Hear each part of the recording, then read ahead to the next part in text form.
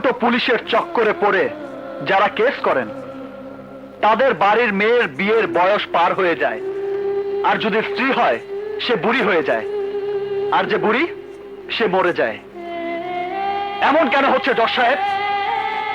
এসব নাটক তখনই বন্ধ হবে যখন কেস উঠবে এক আদালতে, একদিনই হবে শুনানি, কোর্টে সাক্ষ্য হবে একদিন, এবং সেই দিনই হবে কেসের রায়, সেই দিনই হবে সাজা।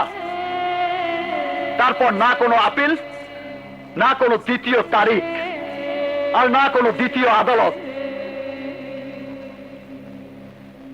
আর তাই আপনার কাছে আমার অনুরোধ,